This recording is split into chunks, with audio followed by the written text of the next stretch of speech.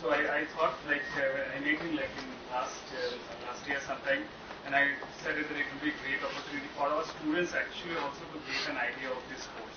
So and he has been kind enough to give us a visit, short visit, and give us a couple of lectures. And depending on how it goes, probably we'll arrange it sometime again another time later down the year. Okay, so with that, over to you, Sanjay.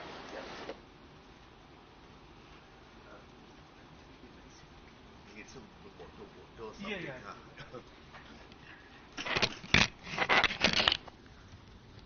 My voice is quite loud already, but you need for recording, okay. It shouldn't get too loud also. Yeah. Well, I'm very happy to be here. It's been quite a few years since I've been in math science, and the profile of the faculty has changed, of course. But still, there's many old friends and many new friends like Arnav, etc. I've sort of prepared this mini course at a MSc, advanced MSc level, okay? So I'm going to sort of request the pardon of those who are much beyond that level. And even if you students, you feel that somehow it's going too slow, etc., you please accelerate me, basically, okay? So I'm sort of going to give it at the level of an advanced MSc student, basically. And the subject of the talk, the subject of these lectures is the kinetics of phase transitions. So that's where sort of we're going to start with. Okay, let's get some chalk out here. So I'm going to talk about the kinetics of phase transitions. I hope my writing is not as good as it, well, it was never too good anyway, but it's even worse now. I hope it's readable, huh? Okay. By the way, particularly for the students, just interrupt me if you have any doubts. I mean, I don't want to, there's no prescribed syllabus to be covered or anything. I'd rather that what we cover is done, crystal clear to you guys, okay? There will be a lot of new concepts, I think, but I'll try to sort of introduce them at a rather sort of basic level. So what is the kinetics of phase transitions? Well, the kinetics of phase transitions is, phase transitions are universal in nature. And of course, very early we encounter this first example of phase transition where you realize that water exists in three phases, or at least three phases, I should say. And of course, you see this in your class 10 textbook already. You have liquid phase, you have a water vapor phase, and you have a solid phase, as a matter of fact. Actually, water, by the way, is still an open statistical physics problem. We now know that it has some 25 plus phases, and it's really a very remarkable kind of scientific system. But that's besides the point. So one now has, I should say, a reasonable understanding of the equilibrium aspects of these phase diagrams. Okay, that's sort of the generic statement I want to make. As a matter of fact, the last 50 years of StatMech, one of the greatest developments has been the development of the renormalization group, which we've used to understand what happens around the critical point, okay?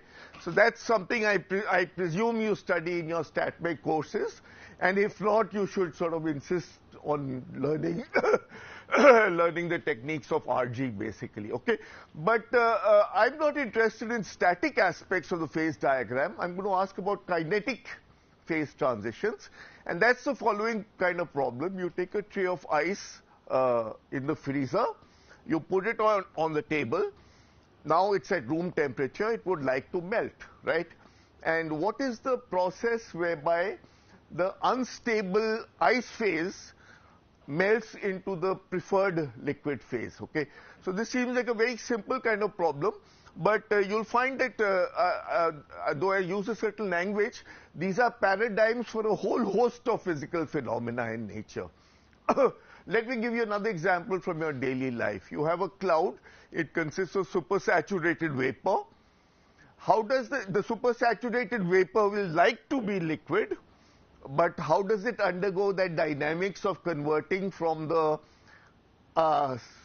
supersaturated phase to the preferred equilibrium phase, okay?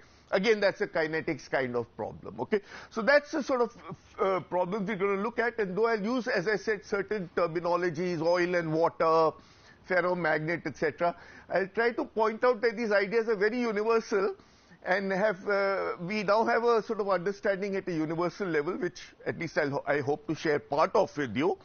And this understanding is about as broad and generic as the understanding we've gained of equilibrium phase transition. So that's the development of the last 20, 30 years. I've had some involvement in this development, and let me sort of try to share my understanding of it. As I said, I'm going to do it at a very pedagogical level. I'll try to be pedagogical, but if there are any doubts, you just stop me. Okay.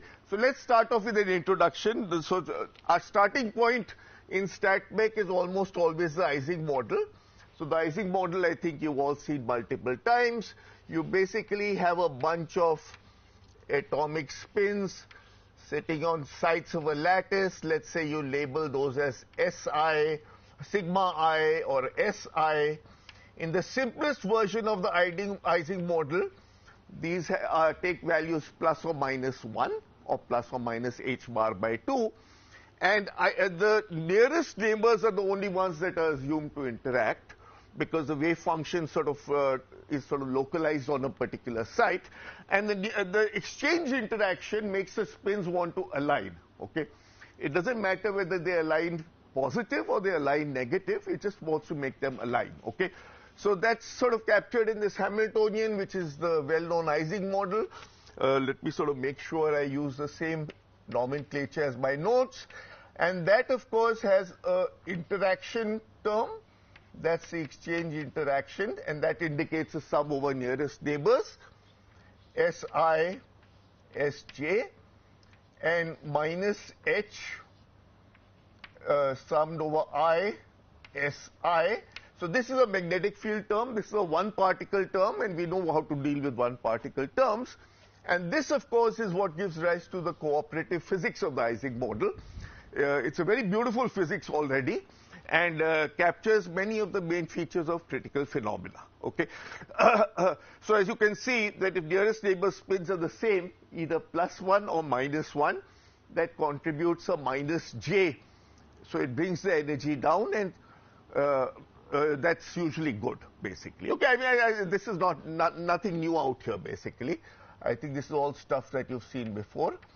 You can also have anti-ferromagnets where J is negative, but those are identical to ferromagnets. So let's just stick with the ferromagnet right now. So that's a model for a ferromagnet. You try to solve it, and this also you learned in your early StatMech classes, that this very simple idealized model of a ferromagnet is not solvable. Okay, you can solve it in one dimension. Ising already did it without a magnetic field, and then Kramers and Warnier did it later with magnetic field. There's a very beautiful transfer matrix technique, which I hope many of you have learned. And then in 2D, Sagar produced this absolutely brilliant solution, also inventing a lot of new mathematics in the process, where he solved the 2D Ising model without a magnetic field. With the magnetic field, it's still not solvable in 2D and higher dimensions. Okay, so that's sort of bleak in some sense, because that's, as I said, your elementary model of a ferromagnet, and that's not solvable, unfortunately, in general. Okay, nevertheless, as physicists, we sort of press on, and the usual sort of approximation you do is the is the mean field approximation. So let me tell you how it works. Let me say this in the context of the ferromagnet. I'm not going to work through the mean field calculation because I presume you know that. Basically, the expectation value of the spin at a site k turns out to be the solution of a transcendental equation, tan hyperbolic beta j sum over the neighbors of Lk, SLk. Okay, that's the first term, and the second term is beta h Sk, beta h basically. That's it. Yeah, just beta h. Okay, so that's the mean field solution of the Ising model, which I sort of, if you haven't seen it for a while, just sort of derive it again or spend a few minutes deriving it. And that basically is also known as the Curie-Weiss equation, and basically it tells you that the magnetization is a function of this transcendental equation. So it's a little harder than a regular equation, but not much harder. In particular, if H is uniform, then Sk is just equal to a uniform magnetization. The system is translationally invariant, and that gives you the usual equation. M is equal to tanh Q, where Q is the coordination number, the number of nearest neighbors. It's 4 on a 2D cubic lattice. So Q beta J M plus beta H. Okay, so that's a more traditional form of the Curie-Weiss equation, which you normally encounter. Maybe I just sort of put that in a box, and you can solve that on a computer, or actually, and I worked this out in my StatMech class, you can actually solve it on the board in about a couple of lectures, and you get your first equilibrium phase diagram. So basically, the phase diagram is the following. The experimentalist can adjust the temperature. She can adjust the magnetic field, and say she can adjust the number, but let's just keep the number as 1 mole of atomic spins. Okay. So what she sees is this following famous phase diagram. There's a critical point in here, and the critical point is labeled as Tc, Hc. Hc by symmetry is just 0. That's a second order critical point. And then you have a line of first order phase transitions. Let me label those as 1. And you have an up phase, and you have a down phase, basically. Everybody seen that phase diagram? Huh? Okay. And you can, of course, get a mean field estimate for Tc. In the known exact cases, that's usually off. In 1D, it's a total disaster, but even in 2D, it's sort of about double the sort of Onsager solution estimate. Okay, so that's the phase diagram, and our understanding of this phase diagram has grown in leaps and bounds. In particular, the last 50 years of statistical physics has focused on what happens at the critical point. And at the critical point, maybe I should just say this because the physics is so beautiful, the correlation length of the system diverges to infinity. And the correlation length diverging to infinity means, see, the microscopic interactions are still nearest neighbor, cut off by a lattice. But the sort of physical length of the system diverges to infinity, which means that by adding up these nearest neighbor cooperative interactions, you see interactions out to a long distance. And you can actually do this experiment in your hostel rooms. You take a boiling liquid and just poke a needle in it somewhere. And at the critical point, the entire liquid will respond back to you. It's so cooperative that if you agitate one spin somewhere out here, at the critical point, the entire system sort of responds. So that's the collective behavior. Of course, in the modern context of active phenomena, which is a very sort of well-studied area right now, you have these bird flocks which are at a critical-like state. If one bird sees an obstacle and turns, even though presumably the birds just have nearest neighbor interactions, all the birds will turn, and so will if the fish sees some shark coming or some such thing, one fish sort of twists its direction, and the entire shoal of fish responds, etc., etc. So criticality is a very sort of beautiful phenomena, and going with it are names like universality. Universality is simply the statement that a lot of different systems show very similar behavior. Very similar behavior means, one should be clear on that, what very similar, I mean, obviously if a fluid and a magnet show very similar behavior, you can't put a magnet in a glass and drink it up, right? That's not a sensible thing to do. They show similar behavior in the sense that various quantities at this physical point show power law behaviors in the distance from the critical point, and that those exponents are universal across vastly different systems, ranging from magnets to fluids to liquid crystals to the early universe and so on and so forth, basically. Okay, so you have universality, and these tools of the renormalization group have been essential in understanding this concept of universality. You also have this concept of irrelevance, which is sort of linked to universality. And irrelevance simply means that if somebody comes and tells you that this Ising model, actually there should be next nearest neighbor interactions and next nearest neighbor interactions and so on and so forth, because this is not a realistic model of a ferromagnet. The point is that many additional terms that you could add on are become irrelevant at the critical point, basically. Okay, so this is actually a pretty good paradigm for what's happening at the critical point, though perhaps not at various other places. Okay, so that's the static aspects of phase transitions. In these lecture series, I'm going to consider the following problem. I start off at time t equal to 0. So this is a non-equilibrium problem now. I start off at time t equal to 0 at t greater than Tc. So I'm in my disordered paramagnetic phase. All the spins are sort of randomly aligned. I rapidly quench the system below the critical temperature.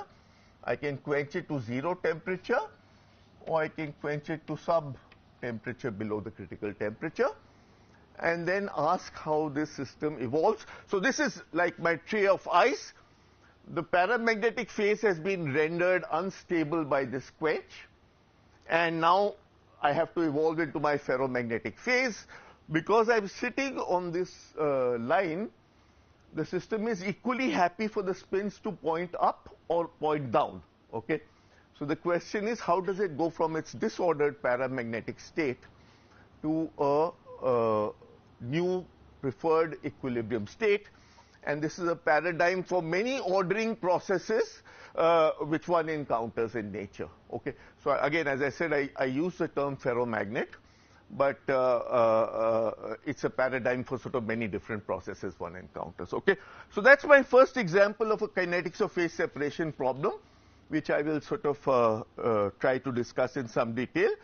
And my second example is that of a binary alloy. Again, I'm not sort of going to go into the mean field derivation, but basically the binary alloy is also described by the Ising model. In the binary alloy or the binary mixture, each lattice site can have either an atom A or an atom B, right? Then that's it. That's a simple model of the binary alloy as you see in multiple books. Any two-state situation can be mapped into an Ising model. Again, the underlying physics is that A likes A, B likes B, and A dislikes B. Okay? I mean, you can have examples, rare examples of other things also, but that's a generic situation. Okay? So you have a Hamilton. So typically you model these by spin variables. Si, there's no actual spin, there's pseudo spin variables, and the spin variable plus 1 corresponds to A, minus 1 corresponds to B. If you go back to the Ising model, you see that the system is happiest when energetically happiest when nearest neighbors are A, either both A or both B, and it's unhappy if you have nearest neighbors of A and B. So that's the energy of it. Sorry, I should have emphasized one point, that the energy is only one component of the way you get this phase diagram is you minimize not the energy but the free energy. Okay, and the relevant free energy in this ensemble is the Gibbs free energy, which is E minus Ts plus Hm or minus Hm, where M is the magnetization. Okay, so one way of lowering the free energy is by reducing the energy. Another way of lowering the free energy is by increasing the entropy, right? Because you have a minus sign sitting out there. So the sort of physical principle that governs your preferred state is what minimizes the free energy. At high temperatures, this factor wins out. You have a high entropy disordered state with many configurations. and at low temperature this factor wins out, and you have an aligned phase where the energies are minimized. Okay, and that's again similarly in the binary alloy. At high temperatures you expect to have a disordered phase where A and B are randomly mixed, and at low temperatures you have a ordered phase where A and B phase separate out. So again, let me draw the phase diagram of which you get from the Ising model. So this phase diagram is the same as this phase diagram, but it's plotted in a slightly different ensemble. Let me sort of say what I mean. So this phase diagram was worked out in an ensemble of fixed T, H, and N, where N is the total number. I had 1 mole of spins. Okay, this particular phase diagram is usually worked out in an ensemble at fixed T, magnetization, and N. Okay, so the appropriate free energy so the magnetization is fixed for the following reason, that sum over Si is just equal to the number of A atoms minus the number of B atoms, and that's fixed for a given binary mixture basically, right? So though it's the same phase diagram, it's going to look a bit different, and I hope you students are aware that you can work out the phase diagram of the magnet in either an ensemble with T fixed or S fixed, its conjugate entropy, H fixed or M fixed, its conjugate, and N fixed or mu fixed, its conjugate. So that gives you actually 8 possible ensembles, and these are just 2 of the ensembles. So maybe as a homework problem, you go work out the phase diagram in all other ensembles in mean field theory. Okay, that's a good sort of this thing problem to do. But anyway, the phase diagram that emerges is again looks like the following. So now you have the fraction of A on the x-axis, and that determines the magnetization. As I told you, this is a fixed magnetization ensemble. The magnetization, maybe should put the magnetization in quotes, because it's a pseudo-magnetization. There are no real spins or magnets or magnetization out here. The fraction of A ranges from 0, which is no oil, let's say A is oil, to 1, which is all oil. Okay. Correspondingly, the fraction of water, so if it's an oil and water mixture, ranges from 1 at this end to 0 at this end. Okay. And then you have this sort of famous coexistence curve, which you first encounter when you do the van der Waals equation of state. And then you have a critical point, and in this symmetric Ising model, the critical point is sitting at, the coordinates of the critical point are Ca critical is equal to half, corresponding to a 50-50 concentration, and then there's a Tc, which is the critical temperature basically. Okay, and here you have at high temperatures entropy wins out, you have the homogeneous phase. At low temperatures energy wins out, and you have a segregated state. And there's all sorts of things like the lever rule and this and that. I'm not going to go into those. I can answer questions if you have, because that's not the main subject of the talk. And people often talk, and this is a very controversial and still open point, about whether there is another dashed line out there, which is usually known as the spinodal boundary. Okay. And many colleagues, I'm sure Pinaki will tell you all about the spinodal boundary, because he uses it in his research, encounter this spinodal boundary, and whether it actually exists or doesn't exist, or is it a mean field artifact, or so on and so forth. Okay, but let's not get into that. So again, around the critical point, you have critical phenomena, and there's been a huge amount of interest in critical phenomena. And again, it's understood in terms of the same physics as what was understood with at that critical point. And if you want to sort of see this phase diagram equivalent to that, basically what happens is the following. You rotate it by 90 degrees, so the temperature becomes a y-axis, And this coexistence line opens up in this case into a coexistence curve, basically. And the physics problem in the kinetics is the following. You start off at the homogeneous high temperature phase. Oil and water are homogeneously mixed. So you start off at high temperature, let's say T greater than Tc. Rapidly quench the system down below the critical temperature. The system can't live in this gap. It phase separates into one constituent, which is that composition, and one constituent that is that composition. Okay? And this is my second paradigm of non-equilibrium physics or kinetics of phase transitions. What is the dynamics whereby I get from the initially homogeneous state to the final phase separated state? Okay, so that's the next sort of paradigmatic question. And what else do I want to say?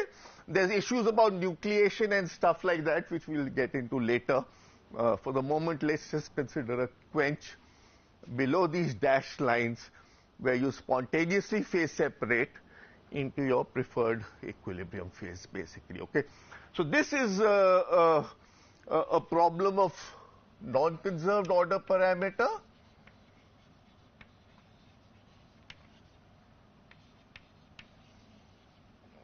Because the magnetization is the order parameter of the system, and the magnetization sort of finally converts to all plus or all minus. And this is called a problem with conserved order parameter. And the conserved order parameter problem is substantially harder than the non-conserved problem. We have a pretty good understanding of that in the kinetics of phase transitions, but there are still many open questions on that, even though that's a 50-year-old plus problem, basically. Okay, so are there any questions at this point, or can I show some? I think I should show you some pictures before we sort of move on of the typical evolution that you expect. Are there any doubts at this point? Huh? This is all straightforward enough, I suppose. Huh?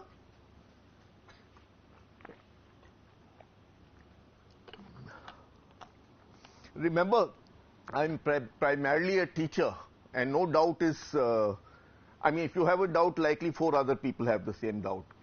So no doubt is silly or whatever. Just ask your question. Okay? Yes, yes. What does it mean by non-conserved order parameter and conserved order parameter? I will show you when I show you the evolution snapshot. Just give me 2 minutes. Basically, the order parameter that describes the system is the magnetization. You start off from a paramagnetic state where magnetization is 0, and then you go into a final state where all spins are pointing up or down on the average. So you go to a non-zero magnetization at the end. Hence, there's no conservation law. In this case, though you phase separate, you still have to maintain the same number of oil atoms and water atoms, or water molecules, right? That's the conservation constraint, and that actually makes this problem way harder to solve. And it's still, in terms of the kinetics of phase transitions, this is an open problem. Okay. We'll get into this more. Huh? Any other questions? Huh? Yes, please. The ideal model, if we change the x symbol to the capital M, that means the same x symbol as binary allow, will the phase diagram will be the same? No. This is in the TMN ensemble. So this is worked out in the TMN ensemble. I claim that with a little imagination, it's the same as this phase diagram. You rotate this by 90 degrees. Then if you fix the conjugate of H, this first order line opens out into a coexistence region. Okay? And the coexistence region means you can't live in there. If somehow you force the system to come down here, it's got to phase separate into constituents which are rich in that composition and rich in that composition. Gibbs already knew this. I think this is called the Gibbs-Lever rule. Okay, so it's the same phase diagram, but just worked out in a different ensemble. And as a matter of fact, these are just 2 ensembles. You can actually, there's 6 more ensembles. Well, a couple of them are trivial, but I think it's a good exercise. I normally give this to my MSc students to work out the different free energies and all the ensembles and figure out the phase diagram and all the ensembles. Okay? Okay. So, yeah. Any other questions? Yeah, please. There is difference.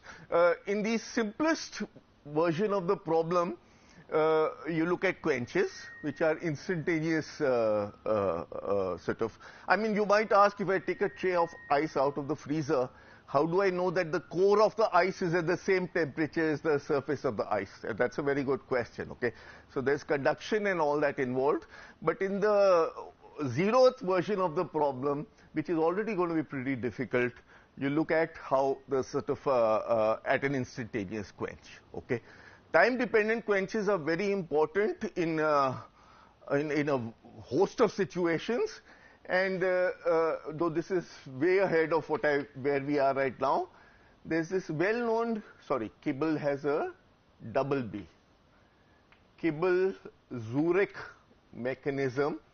And Kibble and Zurich, they're, I think, well, Kibble is, of course, a well-known guy in particle physics, and so is Zurich, for that matter.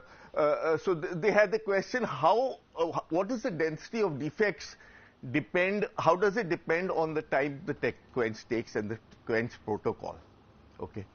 And that's very important, because in the early universe, if you're looking at it as a kinetic phenomenon, you're interested what sort of density of defects the early universe had and how the quench took place and so on and so forth. Okay. So for the moment, let's just do what the metallurgists and the material scientists do. Let's just take it as an instantaneous quench. In the Kibble-Zurich language, if the time scale of the quench is 0, which means it's instantaneous, then the initial density of defects in the system is infinite. Okay. Okay, can I just request somebody to help me out with this? I want to show you some pictures, but I need my sort of PowerPoint. Yeah, yeah. Is there some technical guy or? Yes, huh? there is Because I think it'll really help you get acquainted with the problems. Otherwise, it's yeah. I don't want it to be just all words, basically. Sorry, yeah. Sorry about that. This will happen only once. Huh. So I'm going to request you to just put down the screen. Huh?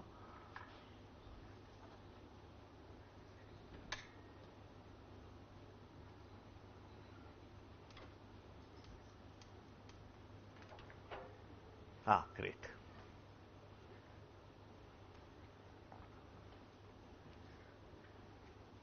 I just need to show you 2 slides. They're part of the PowerPoint, so that's the easier way. I think that's good, yeah.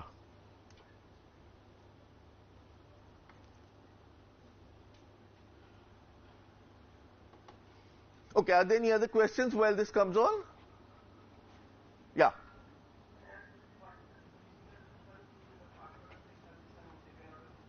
Sorry? Okay, at a first order boundary, you have a discontinuity in the first derivative of the appropriate free energy. So the free energy is continuous, but you have a discontinuity in the first derivative. And that's like latent heat is an entropy discontinuity, or the volume is a discontinuity, specific volume. And at the second order phase transition, which is usually called a weaker phase transition, you have the free energy continuous, you have the first derivative continuous, the second derivative has a discontinuity. And those are quantities which are harder to measure, like the susceptibility and the specific heat and so on and so forth. Right? This is, this is called the Ehrenfest classification. And nature mostly gives us first and second order phase transitions. There are very few examples of third order phase transitions, but I think none higher than that. Unless in some way the so-called Kosterlitz-Thouless transition you can think of as an infinite order phase transition. But there are arguments about that. Sorry? But I can't hear you clearly, sorry. Which one? Ice. Water to ice. Yeah, so that's exactly the point of the phase diagram I showed you. You can go from water to ice through maybe I'll just show you the phase diagram. That will be easier to sort of. Oh, sorry, but I think you can just. yeah, maybe just sit Yeah, here. yeah, Huh? yeah. I think this is easier. Okay, okay. Let's just do that. Okay, okay. So yeah, okay. So that's a schematic phase diagram of a fluid, basically. Okay, that's your phase diagram of water. And so the experimentalist plots it in the temperature, pressure, and let's say you are the third axis is a mole of water molecules. Okay, so that's fixed. Okay, and you can sit anywhere in the phase diagram that you want to, basically. So you can sit anywhere in the phase diagram that you want to, and the appropriate state is the one that minimizes the appropriate free energy. The appropriate free energy in this case is the Gibbs free energy. Basically, it's internal energy and entropy. That's the usual trade-off. Okay, so if you're at low temperatures and high pressures, then energy wins out. Energetically, water wants to be a solid, a crystal. Okay, at high temperatures and low pressures, entropy wins out and you want to be a gas. And at moderate temperatures and moderate pressures, well, you have a liquid phase, basically. Okay. So now you can go from, your question was how do you go from liquid to solid? You can go through this boundary, which is a first order boundary, which means if the experimentalist does some trajectory like that, she's going to see a discontinuity in the first derivative. Okay. But on the other hand, if you go from liquid to gas, again you can go through this first order boundary. You see a discontinuity in the first derivative. But if you choose a protocol that takes you through the critical point, then you see a second order discontinuity. Okay? And if you take a protocol that avoids the critical point altogether, then you don't see any discontinuity in any derivatives whatsoever. Yeah, these are basic concepts we should get clear before we go on. Huh? Is it clear now? So both first and second order phase transitions exist out here. Okay.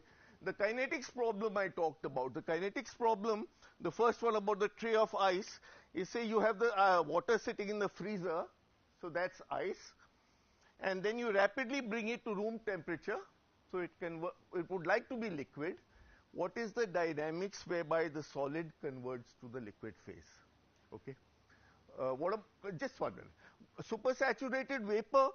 Supersaturated vapor is gas sitting on the wrong side of the gas liquid boundary, which means it would like to be a liquid, but it needs a nucleation or a kick. It's stuck in what's called a metastable state, and that nucleation is what enables. So thermodynamically, it wants to be water, but it needs to be kicked over a barrier before it can become water. So that's the second example, the supersaturated cloud converting to rain. Yes, please.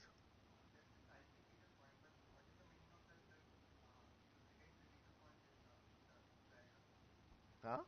Like you have like plotted two critical points here. One is primary critical point, and there is another one. What is the meaning of that? Like No, so there's a critical point here. yeah, what is the meaning of that one? That one. That's what I said. If the experimentalist takes a protocol, she's doing this experiment in a lab, right? These are all experimental statements. The Ising model, etc., came later. If she takes a trajectory through that point precisely, then she sees the free energy is continuous, the first derivative is continuous, the second derivative is discontinuous. One of the second derivatives at least, or more. Okay. On the other hand, if she takes a trajectory from here, then she sees a discontinuity in the first derivative. If she takes a trajectory through here, she sees no discontinuity whatsoever. Yeah. Following on Gautam's question, like he said, if you fix the magnetization in the Ising model, that means the number of upspins and downspins are fixed. Yeah. Does the problem like translates to the binary Euler problem? That's perfect. For the lattice gas, these are the sort of two terms. Now like the two problems are equivalent, like the current. Not in the kinetics. Not in the kinetics. And I'm just about to show you that. The phase diagram of the fluid is sort of reasonably clear. Okay, I mean, you can, as I said, we can just discuss this, and there's no problem at all. Okay, so now this is the phase diagram of the magnet, which I've sort of shown for you. It's plotted in the temperature, magnetic field, number ensemble. The number is just the third axis, which is fixed at 1 mole. And the experiment I'm doing now, this is a kinetics experiment, is I start out there and quench rapidly down there. Okay. Now the system wants to be ferromagnet, but it's happy being up ferromagnet or down ferromagnet. It doesn't care about which one it is. So that's the non-equilibrium evolution that I'm going to show you. At time t, so that's the time on the snapshots. At time t equal to 0, somewhere out here, you have a disordered mix of up and down spins. That's your paramagnet. Okay. As time goes on, the phase transition starts. It doesn't happen instantaneously, of course, right? So you develop domains of up spins and which are the black regions, and domains of down spins, which are the white regions. Okay. And it's equally happy to be either of them. These domains grow. That's the process I want to get a handle on, how they grow. And they grow, and they grow, and they grow, and then in the final snapshot, which I've not shown to you, you'll either go all black or all white.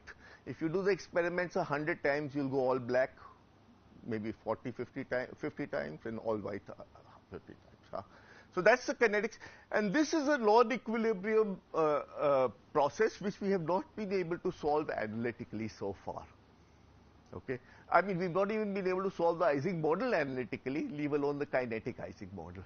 Okay. So I want to get a grip on what this dynamics is. Staring at the pictures, it's sort of obvious what the questions in your mind would be. There's a characteristic domain length scale. How does that grow with time? Okay. And then there's some morphology, which is usually measured by some correlation function or structure factor. How does that change with time? And now once looking at, again I emphasize, a non-equilibrium problem which is analytically not tractable. Okay. So you have to, but again, that doesn't deter us as theorists. As theorists, we try to sort of figure out approximate ways to solve the problem, exactly as we did in the static phase diagram.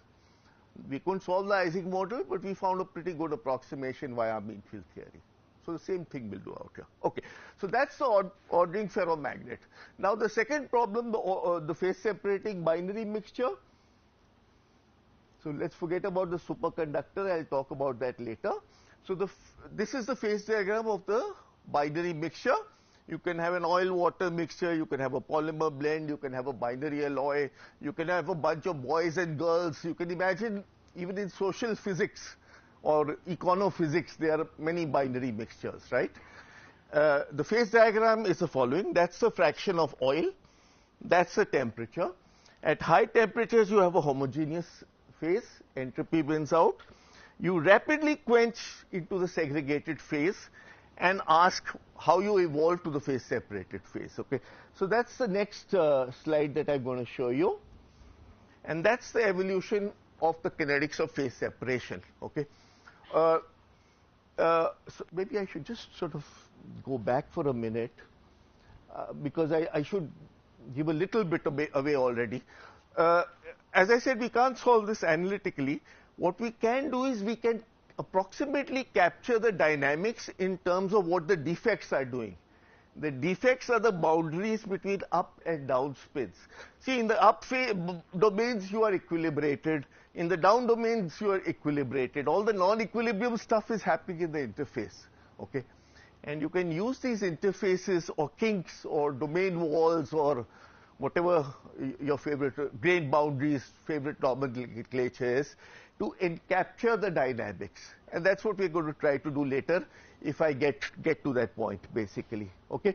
But basically, you can think of these boundaries doing random walks, and that's it. They're just local random walks. There's no conservation law. Okay. Now you look at the phase separation problem. I'll also tell you why it's harder. At t equal to, so this is a 50-50 mixture of oil and water.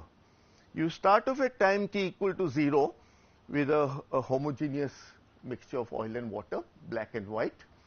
You develop domains which are rich in oil, that's the black domains, and domains which are rich in water, which are the white domains. Okay? Obviously. As time goes on, the domains grow. But you need both black and white domains because you have 50% black and white here, you have 50% black and white here, and as a matter of fact, that conservation constraint must be respected for all times. Okay? So you have no option but to sort of respect it. So you continue this tortuous problem of domain growth and grow, and finally at time t equal to infinity, when your phase transition is complete, you have a big blob of oil and a big blob of water, phase separated. If you start off with a 30-70 mixture, I'll show you that picture also next. But basically, so again there are interfaces out here, there are defects out here, but the dynamics is much more complicated.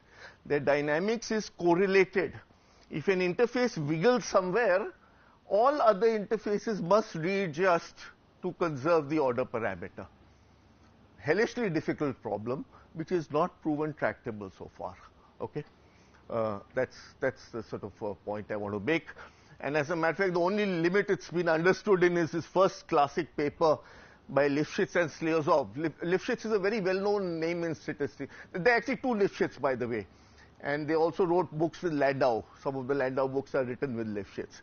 So Lifshitz actually solved this problem in the limit where you have a vanishingly small fraction of one of the components. Okay, but this 50-50 mix or slightly asymmetric mix has not yet been solved. Okay, because of this correlated motion of the interfaces. Okay, that's an asymmetric mix, 30% oil and water. You start off with a homogeneous mix of oil and water, 30% oil, 70% water. Droplets of oil grow in the majority of water. The droplets coarsen. The physics is that the small droplets get eaten by the larger droplets, right? Because the chemical potential is smaller on the surfaces of the larger droplets. Okay? So this happens in real life also, right? Small companies get eaten up by large companies. Or small countries nowadays get eaten up by large countries, right? Unfortunately. Okay, so the droplets continue to grow. Again, it's the same painful process where you have to conserve the composition for all times and grow. And finally, at time t equal to infinity, you have a phase separation is complete, but you have one large droplet of oil sitting in a matrix of water. This is called by the metallurgists as Ostwald ripening. Of course, you guys are all theorists, right? So, but sort of people who do nanophysics and all that often see this phenomenon of Ostwald ripening. Well, not just nanophysics, all material scientists encounter this at one stage or the other. Okay. Again, this is a hellishly difficult problem because I have a conservation law. If one droplet vanishes, it can't just vanish by doing a random walk. The material has to evaporate. The material on the smaller droplet has to evaporate, transport through water, and go deposit on a larger droplet elsewhere. It's a conserved quantity. Okay, much harder problem. In the ferromagnet, the interface just sort of wiggles locally, and is happy doing that basically. Okay, finally the droplet just disappears or becomes larger. Okay, so these are the kinetics problems we're going to target. We've sort of diverted a little bit, but it was important to show you these figures. Huh? Is there any question at this point? Yes, please. Betty, you have to speak up. I'm really old now. Kuch sunai nahi deta. No. In this conserved problem, at the end of the day, you'll have the same composition you started with. And at every intermediate process, you'll have the same composition. That's the conservation law.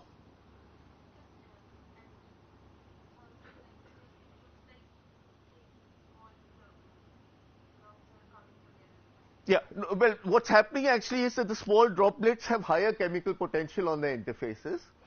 They're evaporating and getting eaten by the larger droplets. The larger droplets in turn are being eaten by larger droplets. And at the end of the day, you still have to maintain that 30%, 70% mix. So at the end of the day, you have a 30% oil droplet suspended in a background of 70% water, basically. Okay? Sir, in these points, Yeah. quasi-statically, what will happen then? I mean, quasi-statically to induce the quench. So just for like that is the, If you do a time-dependent quench, I mean, slow. slow quench.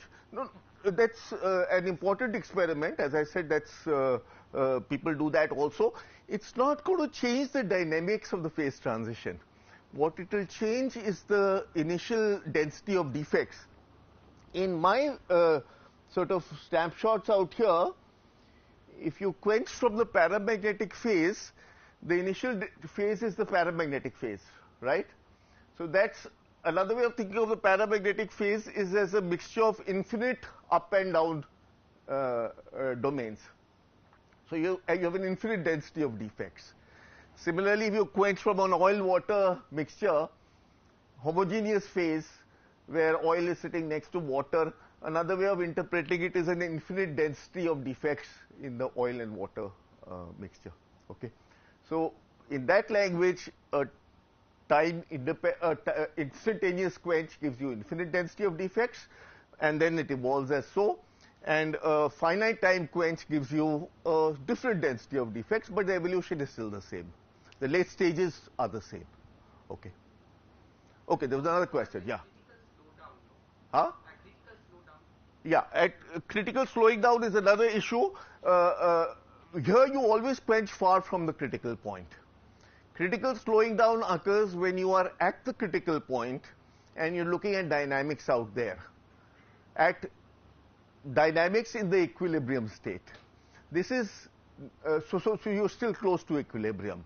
And you have all these, I don't know, whether you work on that, you have all these model A, model B, etc. of Halperin and Hohenberg, which are very sort of commonly used. Okay, here this is a far from equilibrium problem. You have these nonlinear kink structures forming between phases, and they are evolving. So you don't have to worry about critical slowing down, basically. Okay, there was a couple more questions. Yeah. Temperature we are observing is the critical temperature. At the critical temperature we are observing on the. No, but yeah, we have quenched. Oops, how do I go up? Yeah. We have quenched. Let me just sort of. We have quenched from up here to down here. So we are not at the critical temperature. We are far from the critical temperature. At the critical temperature, you would see critical slowing down and other physics also. Okay. So the standard phase ordering or the kinetics of phase transitions problem is you quench from high temperature to low temperature, and you avoid the critical point to avoid any complications of the critical point. Okay. Yeah. Does that answer your question? Yeah. So you're not at the critical temperature. That's the answer. Yeah. So in the oil and gas mixture, so when the small droplet actually forms, so how do you actually sense there is some big droplets around and then diffuse and then go to the evaporation? So as I said, the global principle is the following, that at this, okay, maybe I go to the picture of the droplets. In your initial condition, you are high on free energy. At the low temperature, you can do better free energetically. You can lower your free energy. So the path is one of minimization of the free energy. That's a sort of global principle that the system, I mean all systems in nature do this, proteins do it, glasses do it. The system will try to find its minimum of the free energy. And at the low temperature, the minimum is the phase separated state, basically. What is the drive? There are very little sort of modulations of the density in these seemingly bulk regions, and those drive the transport. Okay. So it's not that the black regions are absolutely oil, perfect oil, and the white regions are absolutely oil, they are water. They have little fluctuations, small amplitude fluctuations, and those drive the transport, if you are looking at the mechanistics of it. Okay. Okay, any other questions? Yes. Whether you have blocks coming out or say like a system spanning network type of mesh will depend on the ratio of these components. Yeah, so when you have 50-50, you get a bicontinuous structure in 2D. That's the percolation sort of threshold, right? Huh? But here, obviously, you can't get a percolating cluster. Huh? as opposed to whether you'll have a round blob or a elongated blob, you tell me. What do you make a guess? It has to do with like surface tension. It has to do with surface tension. So the kinks cost me, the boundaries cost me surface tension. I'm trying to get rid of the surface tension, reduce the surface tension. So now tell me, what's the answer? It will have this roundish. Exactly, because that minimizes the surface area, and that gives me the minimum surface tension. Okay, so if you see droplets, of course, droplets falling from the sky are usually a little elongated, but that's because there's gravity in there also. Here, there's no gravity in these snapshots. Okay. Okay. Any other questions? Can I have a stupid question? Of course, please. No. Sorry. So just if I just look at a situation which is sort of normal in metallurgy, or when you form solids, Yeah. ordered solids, Yeah. from high temperature mesh which is disordered. Yeah. You form some sort of order-disorder transition kind of For thing. example, AB alloy or Yeah. A2B alloy. Or Right. alloy. Yeah. That's And right. you Yeah. don't require Na equal to Nb. That's right. Yeah. Okay? But Well, Na is equal to Nb, but the order parameter is not conserved in that case. You can have two types of Na, 2 times Na and 1 Nb. Exactly. You would still have A2B. But here also you can have 2 times Na and 1 Nb. Some striking. Yeah, They will but be you form a, yeah, okay, sorry, but go ahead, I should not interrupt your question, yeah. So I mean, if my low temperature state is ordered, not phase separated, meaning if S of K has a maximum at some K, which is corresponds to the ordering wave vector, then if I think about a quench, a sudden quench or a rapid quench, Yeah. how should I think about it? Okay, that's actually a very good question, and I'm glad you brought it up, because this, my claim, and I hope to demonstrate this later, is that the situation you have is that of an antiferromagnet, and that's actually equivalent to the ferromagnet. All you have to do is change the order parameter from the usual magnetization to what's called the staggered magnetization. Because in the simplest case of an AB disorder transition, you form alternating structures of AB, AB, AB, or BA, BA, BA. And then, of course, you can have, if you have a 25-75 composition, you can have BCC, not BCC, you can have some, whatever, various sort of, all of those are non-conserved transitions. Because the entire system will finally be tiled by, let's say, the AB-AB phase. And the boundaries in that case, the domain boundaries, will be where AB-AB switches to BA-BA. That's your defect. And ultimately, the system gets rid of all those defects in annealing. So it's the nomenclature, that's a much less studied problem, by the way. But the nomenclature people use is that that is a weak conservation law. The order parameter is not conserved, but there's a slow variable which is a density which is conserved. And yeah, I don't know whether you're familiar. There's this famous article of Hohenberg and Halperin. Have any of the students seen it in Rev Mod Physics? It's one of the classics. It describes the models of dynamical critical phenomena. So that's dynamics at the critical point. I should write the name down. This is a famous article by Hohenberg and Halperin, two very famous names in statistical physics, guys, for the students. Okay, so in the Hohenberg-Halperin model, the non-conserved problem is known. They're given these very dull names. It's called Model A. Okay, the conserved problem, phase separation, is Model B in their language. Okay, and the problem you're talking about is Model C. Model C means the primary order parameter is non-conserved, but there's an auxiliary order parameter, the density field, which is conserved. So that's this coupled differential equations written down by Hohenberg and Halperin. I don't remember the reference of this, but you can very easily find it. It was in Reviews of Modern Physics, I think in 1977 or something. Okay. And for those of you who want to learn critical dynamics and far from equilibrium dynamics, that's a good paper to look at, yeah. Very compact, but it's a good paper.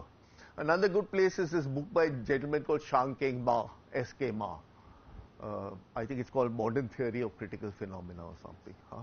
Okay. Sorry, have I answered all questions now? Huh? We still have 20 minutes left of the talk? Okay. Please ask questions. Yeah, I'm very happy. I'll ask one question. So if you go to this oil and liquid, is there a possibility that if you're at very dilute fraction, you make like a Wigner crystal on the background? Oh, absolutely. So these are the simplest version of the. So it doesn't necessarily have to phase separate. It doesn't have to phase separate. You can settle down into what's called microphase separation, where you have a phase separated state up to a certain point, and a lot of active materials they don't show full phase separation. They show active. I mean, I can give you a very sort of straightforward example which engineers worry about a lot. You don't need to go to a quantum mechanical system and get a Wigner crystal. If you have a block copolymer, a block copolymer is where you have a polymer jointed to a B polymer, and A and B dislike each other. So they like to phase separate, but because obviously of that topological connection, they can only phase separate up to a certain point.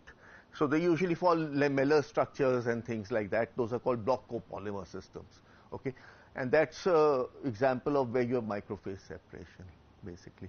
So I'm just sort of discussing the simplest problems, which are already interesting enough. Okay, move on. All questions are answered now? Okay, good. So let's get rid of this screen. I hope I can do it without invoking her help. No, I think she took the, yes. Okay.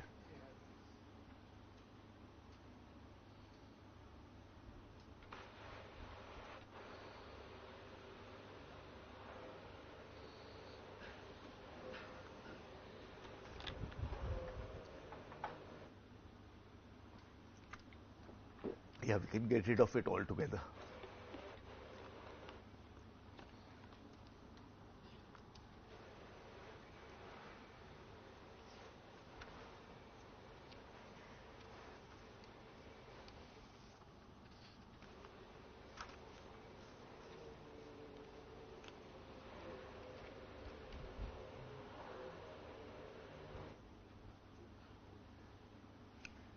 It's not going up, huh?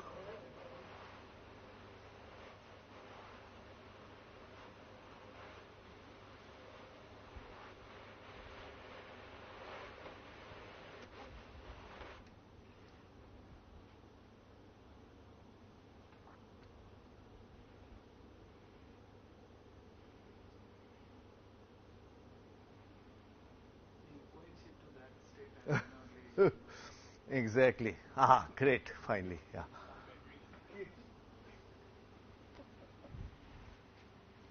Okay, so now that we are clear on the physics problems we want to solve, let's sort of actually start introducing some framework in which we study them. Okay, and I'm going to get rid of this.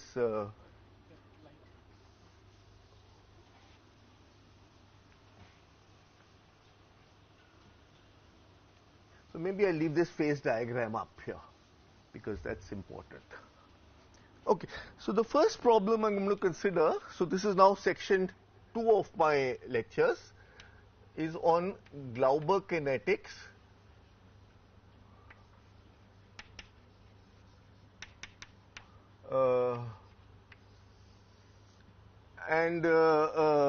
Glauber kinetics is what describes the ordering, which now we know to be non-conserved, of a ferromagnet. Again, that's a name that I use, but it applies to a vast variety of different systems, basically. Okay. So, what is Glauber kinetics? Glauber kinetics is, see, if you try to write down dynamics of these Ising models, you actually immediately find that there's no dynamics because the Poisson bracket of the spin variables, the spin variables are basically classical objects, and they don't have any intrinsic dynamics of their own. So what you do is the following. The sort of way people get around this is the following, and this is sort of the basis of any Monte Carlo simulation. You randomly pick spins Si and flip them to minus Si. Okay, so you take the spin at one point and just flip it randomly by and this flip is sort of generated by immersing it in some kind of bath or reservoir, which drives a stochastic kinetics into it. So actually you can calculate, I think the first person to do calculations of a bath coupled to a system was Zwanzig, and then later on also there's a very famous paper by Leggett and Caldera and so on and so forth. Okay, so of course I'm not going to go into these models where they couple a sort of Ising spin model with a bath of harmonic oscillators. I'm just going to take the basic Glauber kinetics problem, and the basic Glauber kinetics problem is the following. He says that the net sum total of this bath is to drive stochastic spin flips into the system. And those of you who've done Monte Carlo simulations would have been told to either do Glauber kinetics or Kawasaki kinetics, I presume. Okay, so that's yeah. Just a piece of trivia. Glauber is actually let me put this correctly. Glauber is a Nobel laureate, by the way, not for inventing Glauber kinetics. He was given the Nobel Prize for this quantum optics, nonlinear quantum optics theory. And there was some issue with the person whom this, I mean, many in India felt that the person whom this hall is named after should have been the correct recipient of the Nobel Prize. But anyway, Glauber got it, and that's that, I guess. Yeah. Okay, but that happens, I suppose. Okay, so you have this spin flip kinetics. So maybe I'll just call it spin flip kinetics. And immediately you can see that this spin flip kinetics does not conserve the order parameter. It takes a spin and puts it to down. Okay. Later on, I'll introduce Kawasaki kinetics. In Kawasaki spin exchange kinetics, you take two neighboring spins randomly and interchange them, basically. Okay. So that obviously conserves the composition of up spins and down spins, and that's a conservation of the order parameter. Okay. But the first thing, so you have this Glauber kinetics. And I don't know how familiar you guys are with this formalism, but basically, if you have a phase space of spin variables, Si, so it's kind of unlike your a gas, a fluid phase state, it's not a continuous phase state. It's just, it's got, if you have n spins, this state consists of 2 raised to power n states.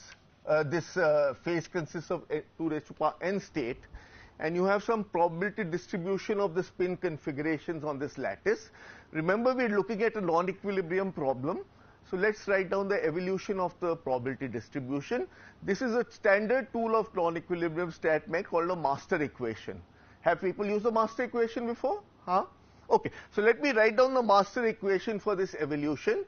So basically, let's say I have some spin state Si, and I have to worry about whether the spin flips take me out of that state or spin flips in neighboring configurations bring me into that state. So let's, without further ado, write the master equation, and then we'll try to actually derive a partial differential equation which describes non-conserved ordering dynamics. So the master equation is the following: that the rate of change of probability of Si, a certain configuration, at time t, because it's a non-equilibrium problem, in equilibrium the time dependence goes away, that's equal to first loss term, where I randomly pick any spin I and look at the probability of W, that's the probability of Si flipping to minus Si. Okay, and then I have the probability of SIT. So that's what I call the loss term. If I have a configuration sitting there, how many ways can I lose that configuration? And obviously by Glauber kinetics, I can do it by randomly picking one spin and flipping it. And I can pick any one of those spins. So I sum I from 1 to n. So this is the loss term in the master equation. All master equations, by the way, have loss terms and they have gain terms. What is the gain term? That's obviously going to come with a plus sign. So that is now from nearby configurations which differ slightly from this configuration by a single spin. If you flip that single spin, then you will come into this configuration. That ensemble is going to come into that configuration. So you're looking here at the transition probability of minus Si flipping to plus Si, and the probability distribution of a configuration where all spins are the same as my desired configuration, except for the ith spin, which is minus Si, and all other spins are the same at time t. That's the master equation, and that's the gain term. So I'm going to put this in a box because we'll encounter, we're going to make use of this master equation to derive equations for phase ordering. So what I got targeted for this course is basically the following. I'm going to help, we're going to derive this equation, and we're going to use the equation that we get, which is called the time-dependent Ginzburg-Landau equation, to make statements about, analytic statements about the phase ordering process. Okay? And I again remind you that we can't analytically solve the time-dependent Ginzburg-Landau equation. So we will use the interfaces or the defects to capture the dynamics of the ordering ferromagnet. Okay? Is the master equation clear to everybody? So, Sanjay, maybe Yeah. again it will be just to emphasize that the one in the curly bracket Yeah. is basically the configuration. Yeah. And then the one which is written SI is basically the single spin. So No. the one in the transition. Yeah. Oh, so I should have said that. Yeah. So this curly bracket SI denotes the configuration of all the spins, and whenever I talk about SI, I'm glad Arnab said that. Whenever I talk of just SI without curly brackets, I'm referring to a specific spin. So I mean, I usually find, that's what I tell my students, it's better to read this conceptually and then translate it to mathematics. So conceptually, all I'm saying is the following: the number of ensembles having that state changes as follows. Either you can have that state and flip away from it, or you can be in a nearby state with one spin different and flip into it. So that's the gain and the loss term, and all master equations actually go like that. Okay, we have till about 1. Yes, you can, if you are okay with it. I want to now do some calculations with this. I'm wondering whether we should Or otherwise we can resume at 2:15. 2:15 or okay? Yes. That might be better, right? Huh? Because I want to do some calculations with this master equation. Then maybe it is, we can start from 2:15. Okay. Any doubts at this point? The physics problem that we're talking about is clear? Okay. The master, so that's your phase space, right? The phase space for this Ising model consists of a collection of spins SI, all have configurations +1 or -1. +1 is a spin pointing in the up direction, -1 is a spin pointing in the down direction. Simplest possible model. Okay. Now I have a time-dependent probability distribution of the states because it's a non-equilibrium problem. Okay. So I start off from a disordered state, and the disordered state P as a function of SI at time t equal to 0 corresponds to some disordered initial condition, basically, right? Which means that you randomly pick each spin to be up or down, as you do in a Monte Carlo simulation. Now this configuration evolves. So what is the evolution? If you're asking the probability of a certain state in phase space, you have a probability of escaping from it. So if you have the probability of a certain state multiplied by the probability of escaping from it, that subtracts from this probability. So that's the minus sign. Or you have a nearby state which differs from this state only by one spin being flipped. Okay? Then from that state, I can come here by reflipping that spin again, so that now I have exactly the same configuration. Okay, so that's the second term. I look at the probability of a nearby configuration where all spins are the same as this, except for the ith spin which has a minus sign, and then I look at the probability of flipping minus Si to plus Si. Okay, and this is going to be the basis of my calculation from now. Obviously, the most important sort of thing out here is the choice of W. Okay, and there's a little physics in that. Your choice of W in a Monte Carlo simulation sort of must obey what's called a detailed balance condition. I guess you guys have heard about all this, right? Huh? So to drive the system to equilibrium, you need to obey a detailed balance condition. Okay. At the end of the day, maybe I can just spell out a little bit of the path ahead. I'm going to sort of find the evolution of this average spin, which is now space dependent. I have a domain growth process, so it's space dependent. And then I'm going to try to approximately solve it as I solved using the kinks as my tools of solution, basically. Okay, any other questions? So then, yeah. You said W is like probability, but it's more like rate. A rate, it's the same thing, yeah. You can call it a rate if you prefer. Okay. It's a rate of transition from Si to minus Si. You pick a single spin and you flip it, and you are allowed to pick any of those n spins as your single spin. That's again, like I said, it's based on a Monte Carlo simulation. You randomly pick a spin and flip it and see what happens. Do you which direction? Have you all done Monte Carlo simulations? Metropolis and all that, huh? I presume, right? Yeah. Okay. Anyway, that's the basically a Monte Carlo simulation with Glauber kinetics, written down in the form of a master equation. Yeah. So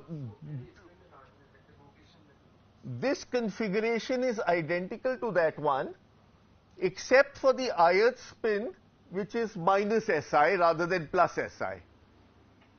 So this I call a nearby configuration. It's something that is nearby in state space to that. Huh? And this can become this configuration by picking minus Si and flipping it to plus Si. So that's the rate of flipping minus Si to plus Si. Okay? Yeah. So in this W, is it dependent upon I? Will it depend upon the environment, the rest of the state around it, or will it be independent of? Okay, that's a very good question. Actually, in the simplest case, it just depends on the energy change involved in the flip. In what's called Metropolis Monte Carlo, it depends on the energy change that's involved. So it's independent of I. It's independent of I, but it depends on the local configuration. Exactly, exactly. So because the delta H, the delta change of energy, depends on the local configuration, basically. Yeah. So both of the terms are equal, right? Huh? Both the W Si to minus Si and minus Si to Si, the W's are same, right? Yeah, you have the same expression for the transition probability, and that's what I'm going to write down next. You need a transition probability which obeys what's called detailed balance condition. Okay, so the expressions for W are the same, but obviously the energy involved in this flip is different from the energy involved in this flip. Actually, more accurately, the energy involved in this flip is minus the energy involved in that flip, basically. Okay. And you'll have to compute the energy which is involved in this flip, starting from the Ising model, which I'll do after the break. Okay. Any other doubts? Okay, so we proceed after lunch. Yeah.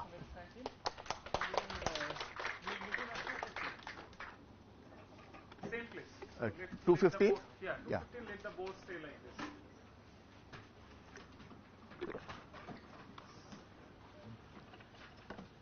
Should I just leave this here? I guess.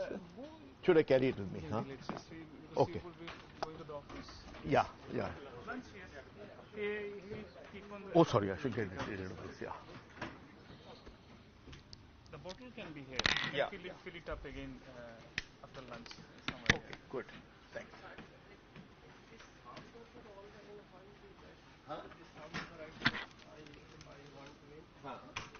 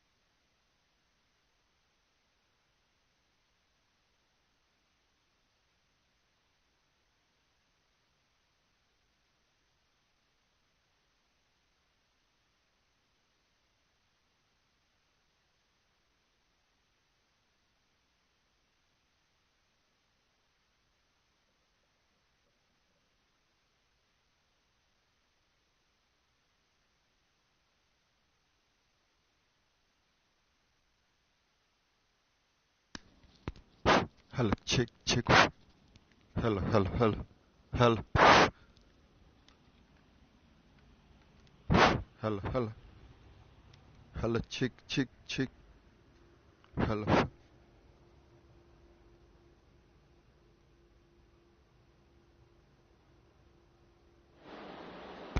hello, hello, hello, hello, hello, hello.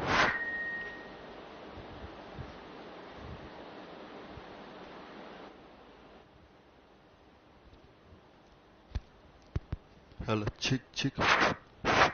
Hello, hello, hello.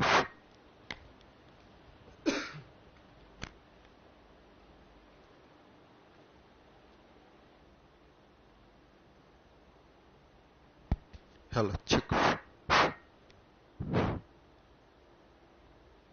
Hello, hello, hello, hello, chick, chick. Hello, hello, hello, chick, chick. Hello, hello, hello, hello.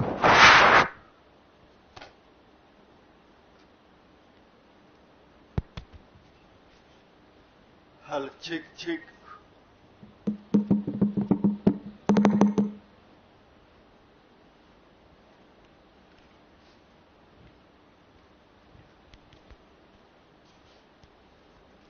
Hello, hello, chick, chick. Hello, hello, hello, hello, chick, chick, chick.